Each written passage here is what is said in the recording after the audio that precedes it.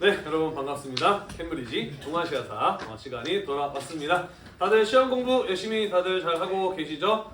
시험이 일주일 앞으로 다가와서 선생님 채널의 조회수도 쭉쭉 늘어가고 있는 모습을 뿌듯하게 보고 있습니다. 작년에 50회 넘어가는 게 많지 않았는데 이번에 뭐 좀 나온다 싶으면은 70, 80은 그냥 쉽게 넘어가더라고요. 아, 여러분들 정말 공부를 열심히 하고 있구나 라고 하는 걸 느끼면서 뿌듯함을 느끼고 있는 중입니다. 자, 우리 지난 시간에 사림의 등장과 사화의 발생에 대해서 이야기를 했어요. 그죠? 그러면서 붕당 정치에 대해서 이야기를 하는 중이었는데 지난 시간에 배웠던 내용 잠깐 복습하고 마저 이어서 계속 진도를 나가보도록 하겠습니다.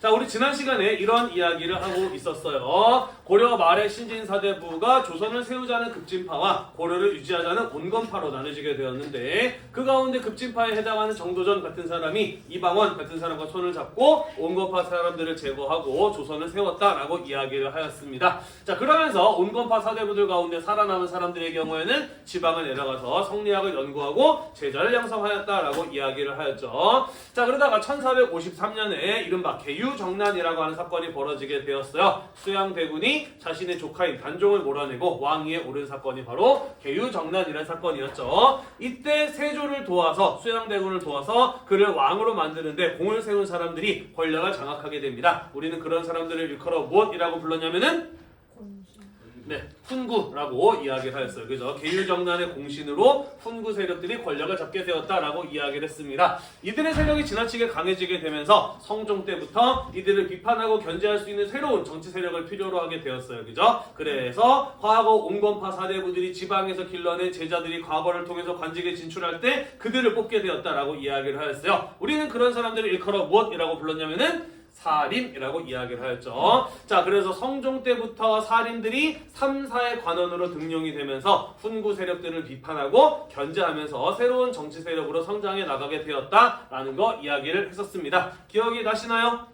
너 맨 앞자리 앉는 거 되게 부담스럽구나.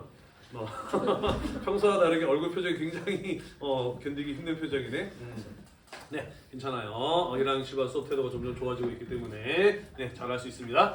자, 아무튼 그래서 살인들이 자신들을 비판하고 견제하자 훈구 세력이 반격에 나서게 됩니다. 그러면서 연산군, 중종, 명종대를 거치면서 살인들이 여러 차례 큰 화를 입어요. 우리는 그걸 가지고 뭐라고 불렀느냐? 사화라고 불렀어요. 자, 그러면서 무오사와 갑자사와 기묘사와 일사사와 같은 것들이 발생하였다라고 이야기를 하였고 그 가운데 중종 때 기묘사화의 경우에는 조광조와 관련해서 우리가 조금 자세하게 배웠어요. 그죠? 혈량과의 실시, 위훈 삭제 같은 것들을 주장을 하다가 공신들의 반발에 부딪히게 되면서 중종이 조광조의 개혁에 대한 부담을 느끼자 조광조와 그를 따르는 살인들을 숙청한 사건이 바로 기묘사화였다라는 이런 이야기도 했었습니다. 자, 그러면서 여러 차례 살인들이 화를 입었음에도 불구하고 16세기 선조 때 가게 되면서 결국 조선의 권력을 장악하게 되는 쪽은 훈구가 아니라 어디였다? 살인 쪽이었다라고 이야기를 했어요. 그죠? 왜냐면은 훈구의 경우에는 계유정난이나 중종반정과 같이 왕이 교체된 이런 급격한 사건이 발생하지 않는 한 공신들은 리필이 되지 않았어. 그지? 하지만 살인들의 경우에는 지방에서 서원과 향약을 통해서 꾸준히 세력을 확대해 나갔고 계속해서 인재들이 과거를 통해서 중앙관직에 진출하였기 때문에 결국 시간은 살인편이었다라고 이야기를 했어요. 그죠? 그러면서 선조 때부터 살인들이 전국을 주도하게 되었다라는 이런 이야기 했었습니다. 기억이 좀 나나요? 네.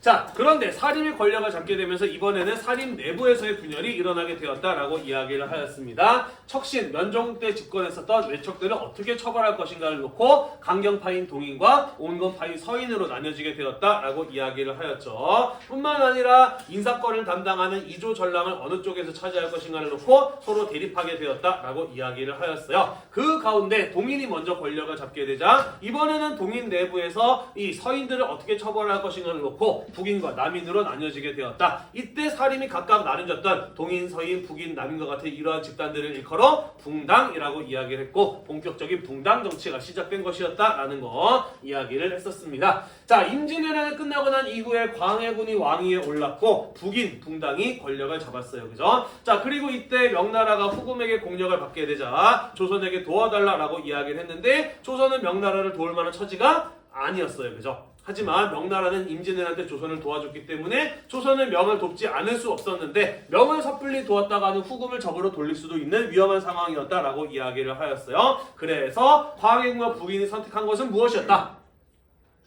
중립외교였다. 명과 후금 사이에서 적절히 중립을 유지하는 것이었다라고 이야기를 하였어요. 자, 그러자 서인들이 이것은 명에 대한 배신이다라고 비판을 하면서 광해군을 몰아내고 인조를 왕위에 세웠으니 그 사건이 바로 인조 반정이었다. 자, 그래서 인조가 집권하게 된 왕위에 오르게 되면서 인조 반정을 주도했던 서인들이 권력을 잡게 되었고 거기에 동참했던 남인들이 함께 정치를 하는 상황이 벌어지게 되었다라고 이야기를 하였어요. 그리고 이때까지만 하더라도 붕당 정치의 올바른 기능, 순기능이 작동하고 있는 중이었다라고 이야기를 하였습니다. 그것은 무엇이었냐면은 양반들의 의견을 받아들여서 그것을 정치에 반영하는 것, 그리고 내가 비록 권력을 잡고 있다고 하더라도 상대 붕당을 인정하면서 그로 하여금 비판과 견제를 하게 함으로써 권력을 독점한 세력들이 그것을 가지고 마음대로 하지 못하도록 권력의 독점을 방지하는 그런 어떤 것이 바로 이 붕당 정치의 올바른 기능이었다라고 이야기를 했었습니다. 기억이 좀 나시나요?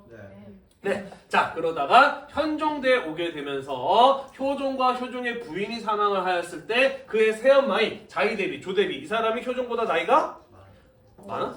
어렸다라고 이야기를 했어, 그지? 새엄마이지만 효종보다 나이가 어렸기 때문에 이 둘이 사망할 때까지도 살아있었다라고 이야기를 하였어요. 그래서 이런 예외적인 경우에는 상복을 몇 년을 입어야 하는가를 가지고 논쟁이 벌어졌으니 이때 서인과 남인 사이에 벌어졌던 그 논쟁이 바로 예속 논쟁이었다라고 이야기를 하였죠, 그죠? 그리고 이 예속 논쟁을 거치면서 굉장히 격하게 싸움을 하였고 특히 서인에서 남인으로의 정권이 교체되는 이러한 일들도 겪게 되면서 남인과 서인의 정치적인 대립이 점차 심화되었다. 그래서 그 이후에는 상대 붕당을 자신의 정치적 파트너로 인정하지 않고 그를 맹목적으로 비판하고 숙청하려는 정치적 다툼이 더욱더 격해지게 되었다라는 이런 이야기까지 우리가 살펴보았습니다. 맞나요? 네. 네, 그 뒤에 이야기 마저 이어서 살펴보도록 하겠습니다.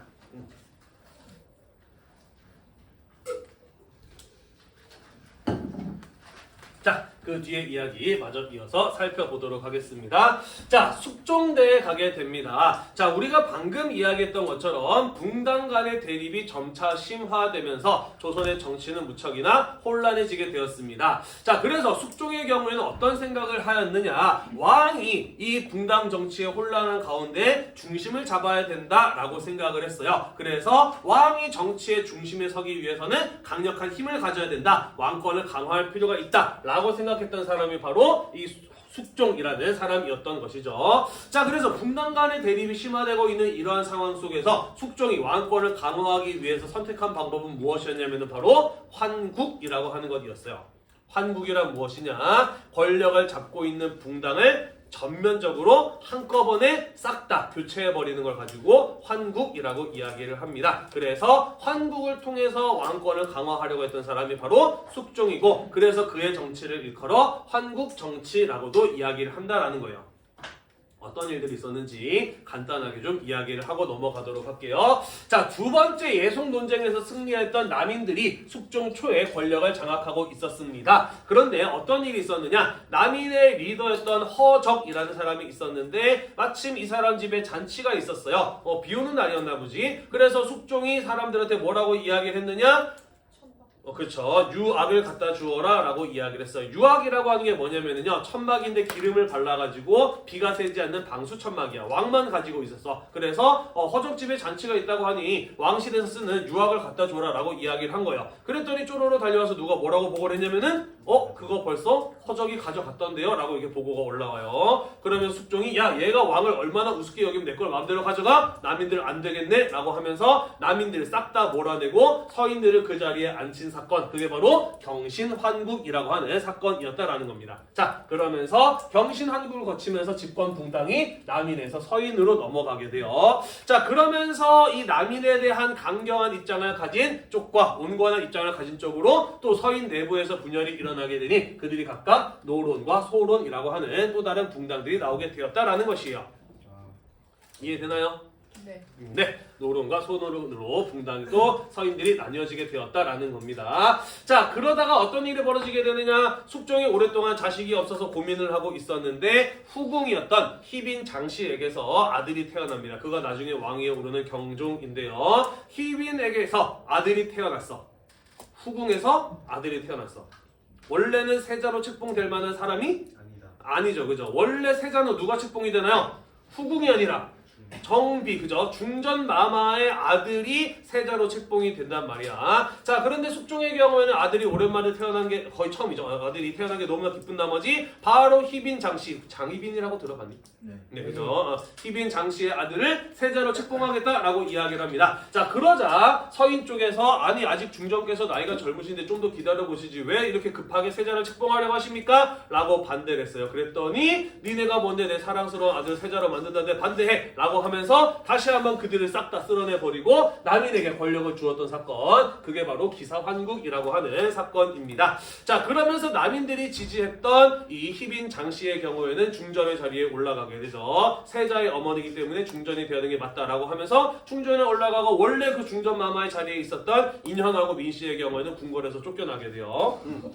네. 자, 그런데 이 숙종이 생각하기에 이거 좀 너무했다 싶은 생각이 드는 거예요. 그리고 또 이제 희빈 장씨가 중전이 되고 난 이후에 또 다른 이제 궁녀와 사랑에 빠져서 나중에 영조가 되는 연인궁 이런 사람도 낳기도 하고 이러거든요.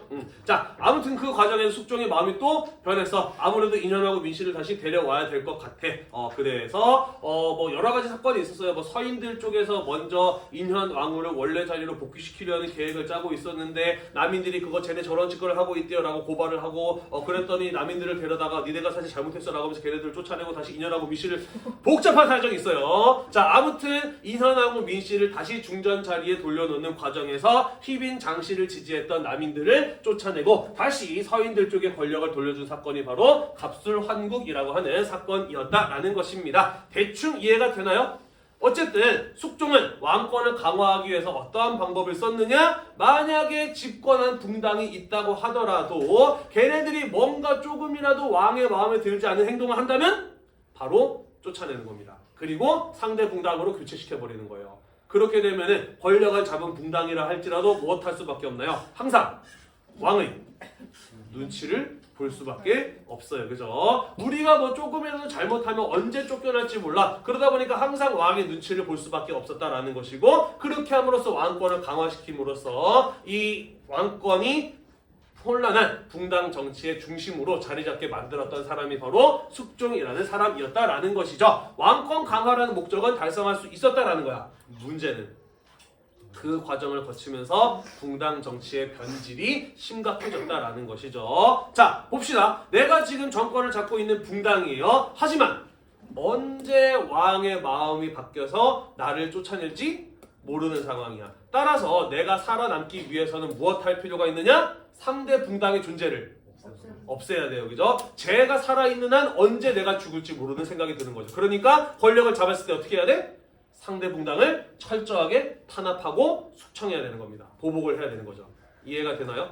네. 자, 그래서 붕당 정치라고 하는 것은 원래 상대 붕당을 인정하고 그들의 비판과 견제를 허용하는 게 원래 붕당 정치의 바람직한 모습이었는데, 환국 정치를 거치면서 내가 살아남으려면은 상대방을 인정해서는 안 돼. 걔네가 없어야 돼. 그래서 권력을 잡은 붕당이 상대 붕당을 철저하게 탄압하고 보복하는 이러한 정치가 나타나게 되었다라는 것이고요. 공론도 더 이상 무엇이 우리나라 전체를 위한 이익인가를 따지는 것이 아니라 우리 붕당이 살아남기 위해서는 뭘 해야 되는가의 이런 이야기로 서로 바뀌게 되었다라는 것이죠.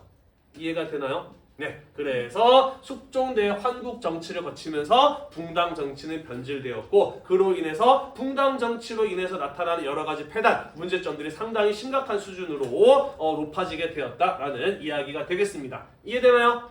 네.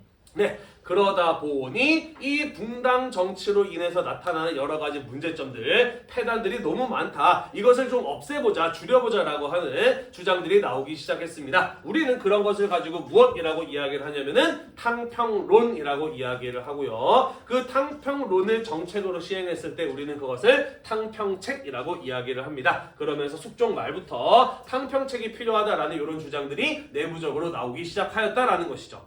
이해되나요? 네, 그만큼 조선의 붕당 정치는 혼란한 중이었다라는 얘기가 되겠습니다. 자, 탕평 정책이 본격적으로 실시가 된 것은 영조 때부터라고 볼 수가 있습니다. 자, 영조의 경우에는 노론 쪽의 지지를 얻어서 왕위에 오른 사람이었는데요. 자, 이 사람의 경우에는 사실 이러었던 붕당 정치의 폐단을 환국의 기간 동안에 여러 번 보아왔던 사람이에요. 붕당 정치의 폐단을 누구보다 잘 알고 느꼈던 사람이 바로 이 영조라는 사람이었던 것이죠. 자, 그래서 영조의 경우에는 탕평파를 중심으로 정치를 운영을 하였습니다. 비록 영조 때 노론이 집권 붕당이긴 했지만 그거 한계를 벗어날 수는 없었지만 어쨌든 영조도 탕평책을 하고 싶어 했고, 그리고 탕평론, 붕당의 폐단을 없애자라고 하는 것에 동의하는 사람들, 그런 사람들을 중심으로 정치를 운영해 나간 게 바로 영조였다라는 것이에요. 대충 이해가 되나요? 네, 그렇게 함으로써 붕당 정치로 인해서 나타나는 여러 가지 폐단을 억누르고자 했던 사람이 바로 영조였다라는 겁니다. 또한 나아가서 왜 이렇게 붕당들이 서로 싸울까? 그리고 싸움으로 인해서 많은 사람들이 죽어나갈까? 아, 이 붕당이라고 하는 집단의 힘이 너무 세서 그렇다. 이들의 힘을 좀 약화시킬 필요가 있다라는 생각을 하게 됩니다. 자, 그러면서 붕당들이 만들어지는 그들의 세력의 근거지인 지방의 사설교육기관, 서원들 이런 것들을 대폭으로 정리하면서 붕당들이 가지고 있는 힘을 약화시키고자 했던 사람, 그가 바로 영조였다라는 것이죠. 그렇게 함으로써 영조 시기에는 붕당 정치의 폐단을 억누를 수 있었다라는 얘기가 되겠습니다. 대충 이해가 되었나요? 네. 자, 다른 사람들 많은데 정신 좀 차려 보도록 합시다. 여기서도 시험 문제들 많이들 나왔어요. 네, 눈을 뜨시고 펜을 잡으시고 열심히 써야 됩니다, 여러분. 펜을 안 잡고 가만히 쳐다만 보고 있으니까 졸린 거예요. 몸을 자꾸 움직여줘야 졸음을 쫓을 수가 있습니다. 자, 그리고 그 영조의 아들이 누구냐? 누굽니까? 영조의 아들. 네, 사도세자죠. 자, 영조의 경우에는 이 붕당 정치의 폐단을 막으려면은 왕이 정말 똑똑하고 뛰어난 균형감과 정치적인 감각을 가지고 있어야 된다라고 생각을 했습니다. 왕이 되기 위해서는 정말 뛰어난 능력을 가져야 된다라고 생각을 했어요. 그래서 자신의 똑똑한 아들인 사도세자에게 거는 기대가 굉장히 컸던 겁니다. 얘는 정말 훌륭한 왕으로 키워야 돼 라는 기대감을 가지고 있었던 거예요. 그런데 기대가 크다 보니 실망도 큰 법이죠. 그죠? 사도세자가 나름 훌륭한 사람이었습니다만은 이 영조의 기대감이 워낙 크다 보니까 승이 안 차는 거야. 그래서 사도세자가 자기의 기대감을 충족시키지 못할 때마다 너는 그거밖에 안 돼 임마 라는 식으로 맨날 사도세자를 혼내고 갈구고 그랬다라고 해요. 자, 그러다 보니까 사도세자 아버지가 만나기가 어떨까? 두려워요. 아버지가 너무 부담돼가지고 미치겠는 거야. 그런데 또 사도세자 같은 경우는 사실 이 영조는 탕평책을 하긴 했지만 노론의 지지를 받아서 왕이 된 사람이기 때문에 이들이 권력을 잡고 있는 상황은 어쩔 수 없었다라고 이야기를 했잖아요. 사도세자는 이게 별로 마음에 안 드는 거야. 그래서 노론에 대해서 비판적인 입장을 가지고 있는 사람이다 보니까 노론들은 사도세자가 왕이 되면 안 된다라는 이런 생각을 또 한 거예요. 그래서 사도세자가 조그마한 잘못만 하더라도 쪼로로 영조한테 달려가가지고 당신의 아들이 또 무슨 잘못을 저질렀습니다 라고 일러요. 그럼 영조는 또 사도세자 불러다가 너니 뭐 왜 그거밖에 안 돼? 라는 식으로 또 막 갈군 겁니다. 결국 사도세자는 어른이 됐을 때 약간 반쯤 미친 사람이 되어버리고 말았어요. 그러면서 영조가 이해할 수 없는 이런저런 이상한 행동들을 하니까 너는 왕이 되어서는 안 돼 라고 생각했던 모양입니다. 그래서 어떻게 하나요? 그죠? 쌀을 넣는 커다란 나무 상자죠. 뒤주에다가 자기 아들을 가둬놓고 죽여버리고 말죠. 그죠? 그게 사도세자의 최후였던 겁니다. 자, 그리고 그 사도세자의 아들로 할아버지의 뒤를 이어서 왕위에 오른 사람이 누구예요? 그가 바로 이 정조였던 것이에요. 어렸을 때 자기 아버지가 그렇게 죽음을 맞이하는 걸 보면은 제정신이기가 굉장히 힘들었을 법도 한데 정조의 경우에는 어렸을 때부터 굉장히 똑똑한 사람이었고 또 아버지가 할아버지의 그런 어떤 기준을 충족시키지 못해서 그런 비극적인 죽음을 맞이하는 것을 보고 굉장히 열심히 공부를 했던 사람이었다라고 해요. 한 번도 할아버지를 실망시켜준 적이 없는 사람이기도 하였다라고 하죠. 자, 아무튼 그래서 정조의 경우에는 우리가 조선의 역대 왕들 가운데 가장 똑똑하고 공부 많이 한 사람이 누구냐라고 물어본다면 세종을 꼽잖아요. 그에 못지않게 공부를 많이 하고 훌륭한 왕으로 자라났던 사람이 바로 정조였던 것이죠. 그래서 할아버지의 뒤를 이어서 왕에 오르게 되었던 것이고요. 이 사람은 역시 또 어떤 특정 붕당이 지지해서 왕에 오른 것이 아니었기 때문에 노론소론 남인 할 것 없이 여러 붕당 사람들을 골고루 등용을 하면서 이 붕당 간의 대립으로 인한 폐단 같은 것들을 막으려는 탕평 정치를 행했다라는 얘기가 되겠습니다. 이해되시나요?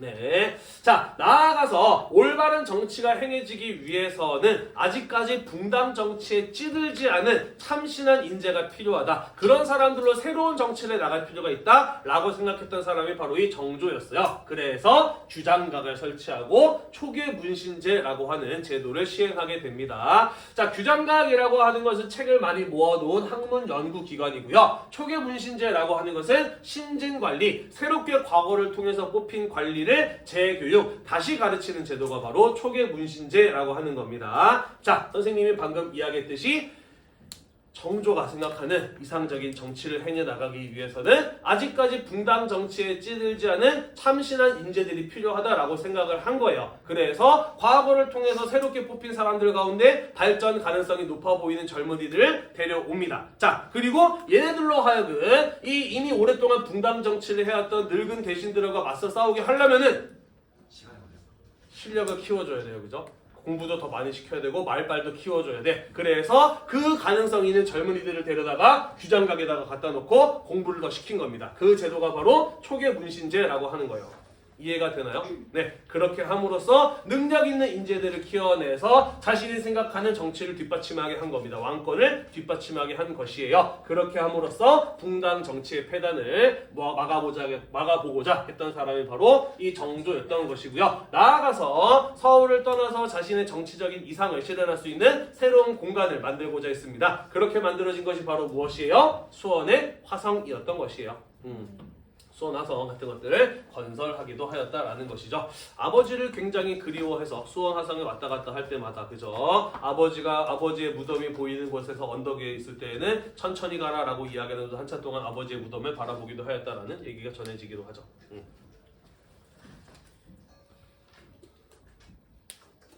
자, 그래서 영정주대를 거치면서 붕당 정치로 인한 폐단은 다소 줄어들었다라고 볼 수가 있겠네요. 하지만 그게 가능했던 이유는 무엇이냐? 영조, 정조가 워낙 뛰어난 사람들이었기 때문이다라는 얘기입니다. 영조 같은 경우에는 뭐 선생님이 알기로는 헬스도 굉장히 좋아하는 건강관리에 아주 철저한 사람이었다라고 하죠. 그래서 무려 82세까지 왕위에 있었던 사람이 바로 영조입니다. 개인적으로 굉장히 뛰어난 카리스마를 갖춘 사람이기도 하였다라고도 하고요.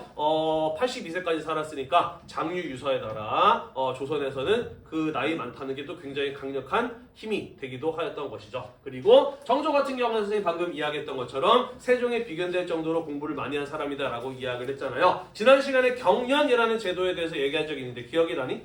그렇죠. 왕과 신하들이 함께 모여서 공부하는 자리가 경연이다. 보통은 왕을 비판하는 자리다. 하지만 왕이 공부를 정말 많이 한 경우에는 신하들이 부담스러워하기도 하였다라고 이야기를 했잖아요. 그치? 기억나죠? 대표적인 인물이 세조와 정조였다라고, 세종과 정조였다라는 그런 이야기 했잖아요. 그죠? 자, 다시 말해서 영조, 정조가 워낙 뛰어난 왕이었기 때문에 왕권을 강화하면서 붕당 간의 대립을 억누를 수 있었다라는 겁니다. 반대로 이야기하자면 왕의 능력이 그들만큼 뛰어나지 않는다고 한다면 언제든지 다시 어려워질 수도 있는 것이 바로 붕당 정치의 상황이기도 하였다라는 것이죠. 이해되나요?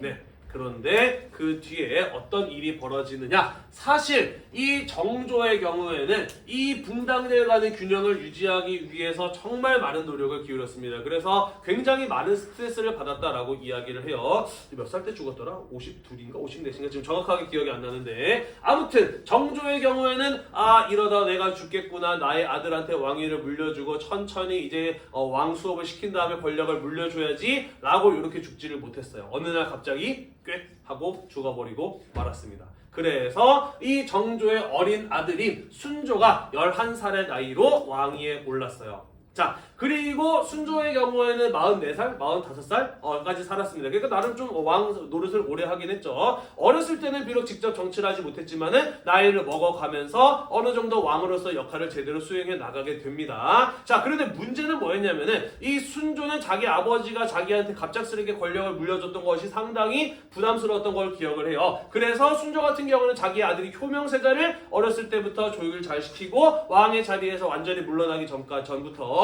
효명세자한테 자신의 역할을 넘겨주면서 정치를 대신하게 해. 그런데 효명세자가 갑자기 죽어요. 그래서 효명세자의 어린 아들이 9살의 나이로 그 뒤에 이어서 왕위에 올랐으니 그가 바로 헌종이었다라는 것입니다. 자, 헌종은 몇 살까지 사느냐? 22살까지 살아요. 그리고 아들도 낳지 못하고 사망해버리고 맙니다. 그러면서 조선 왕실의 대가 끊겨버렸어요. 완전히 끊길 위험에 처했습니다. 자, 그래서 나라가 발칵 뒤집어졌어요. 그래서 어디 살아남아있는 왕족 없나 열심히 찾아봤습니다. 그랬더니 옛날에 반역 사건에 연루되어서 강화도로 귀양간 왕족 집안에서 19살짜리 청년이 살고 있었는데 그가 바로 철종이었던 겁니다. 강화도에서 왕이 되기 직전까지 농사 지으면서 살던 한 청년이 갑작스럽게 하루아침에 왕이 되었으니 그가 바로 철종이었다라는 거예요. 이해되나요? 네. 다시 말해서 이런 게 가능했던 것은 왕의 능력이 뛰어났기 때문인데 지금 3대에 걸쳐서 60년 동안 어떤 일이 계속 반복이 되었어요? 나이가 어리거나 전혀 준비가 되어 있지 않은 상태에서 왕이 계속해서 왕위의 자리에 올랐다라는 겁니다. 그죠? 자, 이런 일이 벌어지게 될 때는 보통 어떤 정치가 행해지게 되느냐? 수렴청정이라고 하는 게 행해져요. 들어는 봤나요? 네. 왕이 어려서 직접 정치를 할 수 없을 경우에는 왕이 엄마나 할머니가 왕 뒤에 커튼 치고 앉아가지고 요럴 때는 이렇게 대답하세요 라고 말해주는 거 있잖아요. 그죠? 그런 걸 가지고 수렴청정이라고 이야기를 합니다. 자, 아무튼 수렴청정이 3대에 걸쳐서 반복적으로 행해졌다라는 거예요. 자, 그러다 보니 어떤 일이 벌어지게 되느냐? 비록 수렴청정을 해서 여성이 정치를 하고 있습니다만 어쨌든 조선은 유교 성리학 국가이기 때문에 여성이 정치의 전면에 나설 수는 없어요. 따라서 뒤에 앉아있는 왕의 엄마나 할머니는 누구를 통해서 자신의 권력을 행사하느냐? 자기 가족들. 그죠? 왕의 외갓집 친척들을 통해서 권력을 행사하게 됩니다. 우리는 그런 사람들을 뭐라고 부르냐면은 외척 가문이라고 이야기를 하죠. 왕의 외갓집 친척이라고 해서. 자, 그래서 3대 60년에 걸쳐서 외척 가문, 특정 가문이 권력을 독점하게 되니 우리는 그러한 정치를 뭐라고 부르냐면은 세도 정치라고 이야기를 합니다. 다시 말해서 영조, 정조대를 거치면서 키어난 강력한 왕권이 고스란히 누구의 것이 되었느냐? 특정 붕당도 아니라 특정 가문, 외척 가문의 것이 되어버리고 말았다라는 거예요. 이해되나요? 네. 이들도 처음에는 나름 정치를 잘해보려는 생각을 가지고 있었고 어느 정도 정치를 잘 하기도 했어. 하지만 시간이 점차 지나면서 무엇을 깨닫게 되느냐? 권력이 전부다. 우리 가문 거야. 우리가 뭔가 잘못을 저지르거나 비리를 행해도 그 누구도 그것을 비판하거나 견제할 수 없다는 것을 깨닫게 됩니다. 자, 그러면서 하나 둘씩 그 권력을 이용해서 부정부패를 저지르는 사람들이 나타나게 되면서 세도 정치 시기에는 부정부패로 인한 사회 모순이 무척이나 심화되는, 그러면서 조선이 점차 망국의 길을 걷게 되는 이러한 모습이 나타나게 되었다라는 것이에요. 이해되나요? 네. 자, 그러면서 나중에 흥선대원군 같은 사람이 나타나서 그러한 문제를 개혁해 보려고 몇 가지 시도를 합니다. 나름 성공을 거둡니다만은 때는 너무 늦었죠. 그죠? 그때는 이미 외세의 침략적 접근이 나타나기 시작을 하면서 한국의 근대화가 시작이 되는데 그 내용은 우리가 중간고사 이후에 마저 살펴보도록 하겠습니다. 자, 일단은 오늘 여기까지 해서 우리가 먼저 한국 정치에 대해서 이야기를 해보았습니다. 넘어갈게요.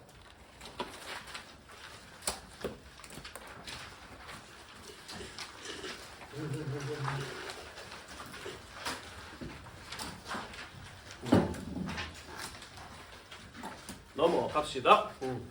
매달 편지니까 공부 되게 잘 되지? 평소 같았으면 꼬박꼬박 졸고 있을 텐데 선생님이 한테 있어가지고 졸지도 못하고 그지? 명당이라니까 얘가. 자리 잘 잡았어. 자, 조선의 대외 관계와 변동에 대해서 이야기를 해보도록 하겠습니다. 이 단원에서 우리는 임진왜란과 병자호란이 있기 이전에 조선의 대외 관계는 어떠했는가 먼저 살펴보고요. 다음 시간에 임진왜란과 병자호란에 대해서 이야기를 하고 그 다음 시간에 이 두 개의 전쟁을 거치고 난 이후에 조선에서 어떠한 변화가 일어나게 되었는지 순서대로 살펴보도록 하겠습니다. 자, 같이 한번 보도록 할게요. 자, 조선 초의 외교 정책을 한마디로 한마디로 이야기하자면 4대 교린 정책이었다라고 이야기를 할 수가 있겠습니다.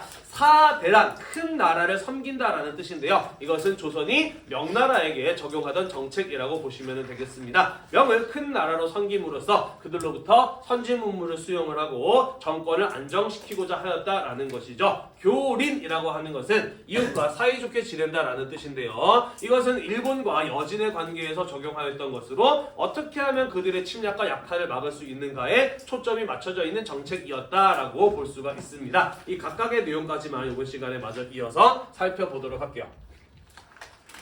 자, 명나라와의 관계는 조공과 책봉의 관계였습니다. 자, 조공이라고 하는 것은 무엇을 말하는 것이냐면요. 힘이 약하고 작은 나라가 힘이 센 큰 나라에게 정기적으로 황제에게 인사를 하면서 예의를 갖춘 선물을 보내는 행위를 가지고 조공을 바친다라고 이야기를 해요.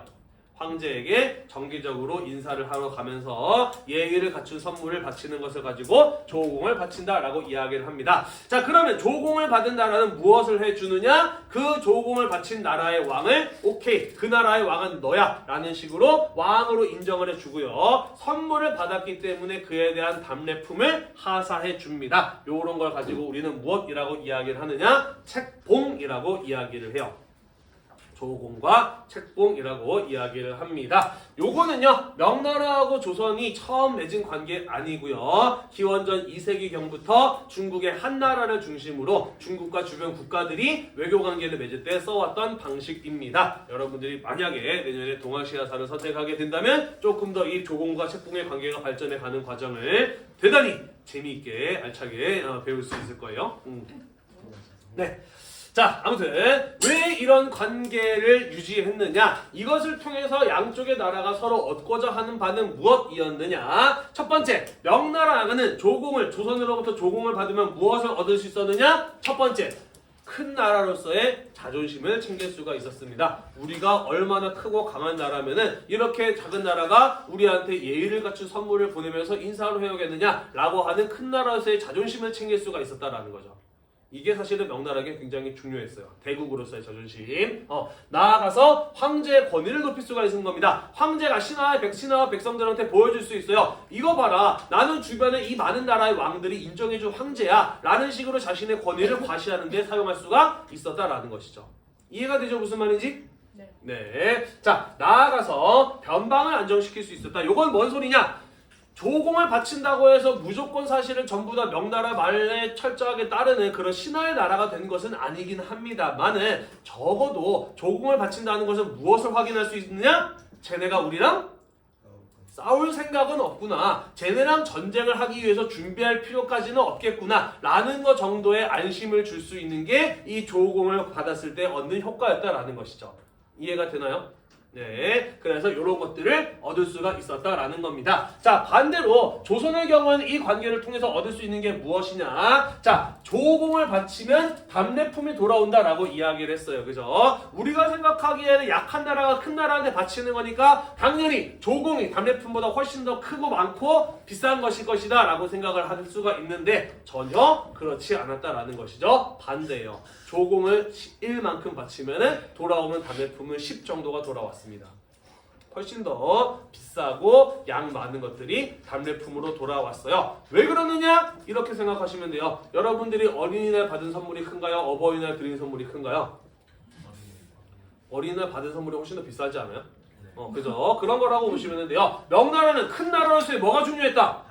자존심이 중요했어요. 그래서 선물 고맙다 하지만 우리나라한테 이런 거 아무것도 아니니까 앞으로 예의 잘 지켜 라고 하면서 자신들이 얼마나 크고 강한 나라인지를 주변 국가에게 과시할 필요가 있어서 그래야 계속해서 조공 보내올 거 아니야, 그지?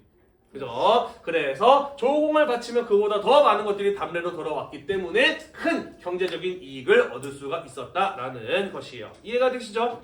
네. 자, 뿐만 아니라 답례품으로 돌아오는 것은요, 이런 값비싼 물건만이 아니라 책이나 발명품과 같은 선진 문물 같은 것들도 답례품으로 돌아오기도 합니다. 그럼으로써 문화 발전 같은 것들을 이룰 수도 있었다라는 것이죠. 또한 나아가서 조선의 왕도 신하와 백성들한테 자신을 과시할 수 있어요. 뭐라고? 나는 누가 인정해줬다?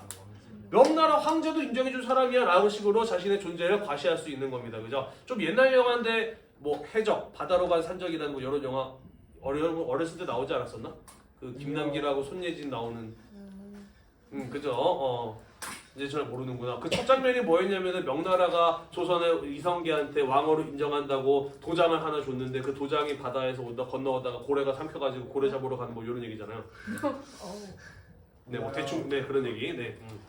네, 그렇게 함으로써 왕권을 안정시킬 수 있었다라는 겁니다. 다시 말해서 핵심은 뭐였냐면은 이 관계를 통해서 양쪽 모두 이익을 얻을 수 있느냐 없느냐에 달려 있었다라는 겁니다. 중국 쪽에서는 최근 들어 자꾸 조선 같은 나라가 중국과 조공과 책봉의 관계를 맺었다고 해서 조선은 예로부터 중국의 속국이었다, 신하로서 지배받는 나라였다 라는 식으로 자꾸 이야기를 하는데 사실 전혀 그렇지 않다라는 거예요. 어디까지나 양쪽 모두 이해관계가 일치해서 행해져 왔던 외교의 형식이었다라고 보는 게 올바른 분석이다, 이 해석이다라는 거예요. 이해가 되나요? 네. 자, 아무튼 그래서 조선은 명나라와 이러한 관계를 유지하고 있었다라는 얘기가 되겠습니다. 마지막 페이지로 가보도록 할게요. 정신 좀 차려봅시다. 네, 혼수 상태에 빠진 여러분.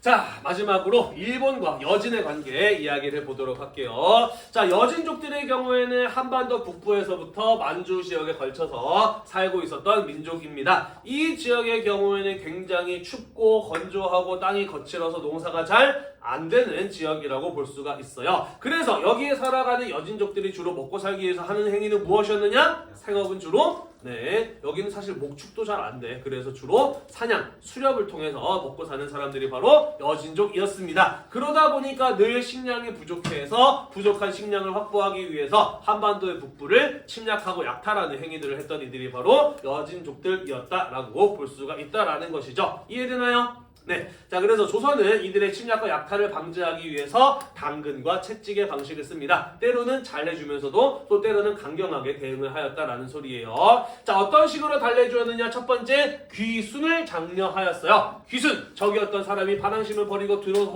스스로 돌아서서 복종하거나 순종함이라고 되어 있는데 이런 겁니다. 조선 사람이 되라. 집도 주고 땅도 주겠다. 와서 농사 짓고 살아라. 그러니까 제발 약탈하고 침략 좀 그만해. 라는 식으로 조선 사람이 될 것을 장려하였다라는 거예요. 두 번째, 무역소를 설치해 줍니다. 뺏어 먹지 말고 뭐 해라? 사 먹어라. 정당하게 필요한 거 있으면 와가지고 교환해서 필요한 거 있으면 교환해 가라 라는 거예요. 식량을 얼마든지 교환해 줄 테니까 이런 방법을 통해서 침략과 약탈을 방지해 보고자 하였다라는 것이죠. 그래도 말을 듣지 않는 여진족들이 있다 보니까 조선의 정치가 안정되었던 세종대왕 때에 최윤덕이라든지 김종서 같은 사람들을 보내서 압록강 지역과 두만강 지역에 살고 있는 여진족들을 몰아내고 강을 경계로 조선의 새로운 국경선을 만들어냈다라는 겁니다. 이때 확보했던 여기 압록강가의 지역들을 가지고 사군이라고 부르고 여기 두만강가의 지역들을 일컬어 육진이라고 불러요. 그래서 여기에 살고 있는 여진족들을 쫓아내고 조선의 영토를 확장하였다. 그러면서 우리가 오늘날 알고 있는 한반도라고 하는 지형이 이때 만들어지게 되었다, 확정되었다라는 이야기가 되겠습니다. 이해되나요? 네, 이런 식으로 회유책과 강령책을 사용하면서 여진족들의 침략과 약탈을 방지하고자 하는 모습이 이어졌다라는 얘기가 되겠습니다. 이게 바로 교린 정책이었다라는 거예요. 자, 그 다음 일본으로 가보도록 하겠습니다. 자, 일본은 15세기 후반부터 16세기 후반까지 전국시대예요. 일본어로는 센고쿠 시대라고 합니다. 들어는 봤나요? 네, 이것도 굉장히 또 재미있는 얘기고 동아시아사 시간에 굉장히 중요하고 재밌게 다루는 부분인데 여러분들이 내년에 선택을 하시게 되면은 네, 즐겁게 그만해야 될 때가 같다는 게 말이 너무 이게 좀 자꾸 하니까 좀 질척대는 느낌인데 자, 아무튼 그럴 거예요. 자, 센고쿠 시대, 전국 시대 어떤 때냐? 일본 지방 곳곳에서 군인 세력들, 무사 세력들이 성장을 합니다. 그러면서 중앙 정부에서 통제가 안 돼요. 그리고는 이 지방 무사들이 내가 이번에는 일본의 짱이 되겠어라고 하면서 자기들끼리 치고받고 전쟁을 하던 시대가 바로 센고쿠 시대, 전국 시대라고 하는 때입니다. 전국이 그야말로 싸움을 벌이던 시대가 바로 전국 시대예요. 자, 그래서 일본이 내부적인 전쟁으로 혼란하다 보니까 중앙 정부에서 해적 같은 것들이 발생해도 통제가 안 되는 거예요. 그래서 해적들이 바다 바깥으로 나가서 명나라나 한반도의 해안가를 집중적으로 약탈하였으니 우리는 그런 해적들을 일컬어 무엇이라고 부른다? 왜구라고 부른다라는 거예요. 자, 그 중에서도 특히 한반도를 주로 약탈했던 왜구의 근거지는 어디였냐면은 일본과 우리나라 사이에 있는 대마도 스시마였다라는 것이죠. 왜 스시마에서 많은 왜구가 발생했느냐? 이유는 여진족이랑 똑같아요. 이 스시마의 경우에는 땅이 거칠고 척박해서 농사가 잘 안 되기 때문에 이 사람들이 먹고 사는 길은 교역을 하거나 약탈을 하거나 둘 중에 하나였거든요. 그 중에서 좀 더 많은 이익을 남길 수 있는 약탈 행위를 집중적으로 이 사람들이 하였던 것이죠. 자, 그래서 마찬가지로 당근과 채찍을 씁니다. 조선의 정치가 안정되었던 세종 때 가게 되면서 이종무라고 하는 사람을 3군 도체차사로 임명을 해서 배 한 200척을 보냅니다. 그러면서 이 대마도에서 활동하고 있는 왜구들에게 큰 타격을 주게 되죠. 자, 그러면서 이후에는 대규모의 왜구가 더 이상 발생하지 않는 성과를 거두기도 하였다라고 합니다. 자, 그리고 이 스시마 섬을 토벌했을 때 당시 스시마 섬을 다스리고 있었던 대마도주라고 하는 사람이 뭐라고 이야기를 하느냐? 우리는 요런 거 아니면 먹고 살 길이 없는데 이런 식으로 와가지고 때려잡으면 이제 우리 보고 굶어 죽으라는 소리냐? 이럴 거면 차라리 우리 대마도를 조선 땅으로 만들어달라 라고 이렇게 이야기를 하기도 했다고 해요. 조선 정부는 곰곰이 생각해봤습니다. 그럴까? 했는데 아까도 이야기했듯이 척박하고 식량도 부족한 땅이에요. 별로 득도 안 되는 땅 괜히 가져봐야 일본이랑 사이만 안 좋아질 것 같다라고 하면서 그 제안을 거절했다라고 해요. 오늘날 기준에서 보자면 좀 아쉬운 장면이죠. 그때 만약에 오케이 했으면은 여기까지가 우리 땅이 될 수 있었을 텐데, 그지?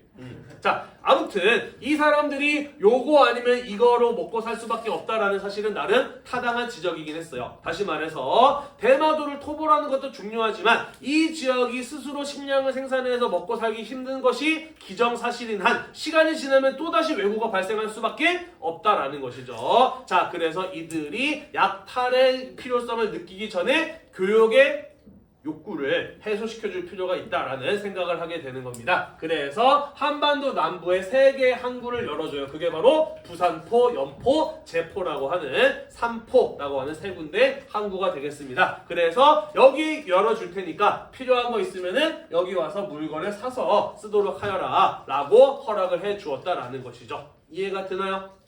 네. 다만 어디까지나 왜구의 발생을 막기 위한 목적이었지 조선이 이것을 통해서 무역의 이익을 보고자 하는 것은 아니었기 때문에 조선 정부가 일방적으로 규제하는 제약을 두는 제한된 형태의 교역이었다라는 것이죠.